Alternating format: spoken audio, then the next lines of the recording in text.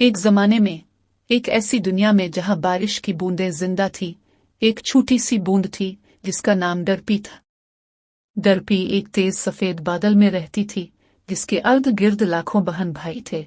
इस दिन का इंतजार कर रहे थे जब वो नीचे जमीन पर अपने सफर का आगाज करेगी। जैसे ही वो गिर गई, डीपी अपने इर्द गिर्द की दुनिया को देखकर हैरान रह गई। इसकी मुलाकात एक दोस्ताना परिंदे से हुई जिसने इसे सवारी की पेशकश की, और वो मिलकर आसमान पर चढ़ गए। इसने चमकता हुआ शहर, वसी समंदर और लुढ़कती हुई पहाड़ियों को देखा। लेकिन डीपी के एडवेंचर ने एक गैर मुतवक्के मोड़ लिया जब वो एक छोटी बच्ची की नाक पर उतरे। लिली नामी लड़की इस नन्ही बूंद को देखकर बहुत खुश हुई और इसे एक खुफिया दोस्त के तौर पर रखने का फैसला किया। डीपी और लिली ने एक साथ कई मुहिम जोई की, एक मुनफरिद नुक्ता नजर से दुनिया की तलाश की। उन्होंने ढेरों में रक्स किया, बारिश में गाया और यहाँ तक कि एक प्यासे पौधे को बढ़ने में मदद की।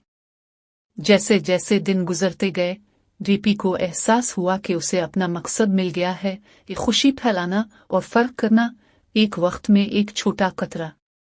और इस तरह उसकी कहानी एक याद दहानी बन गई कि यहाँ तक कि छोटी मखलूक भी बड़ा असर डाल सकती है।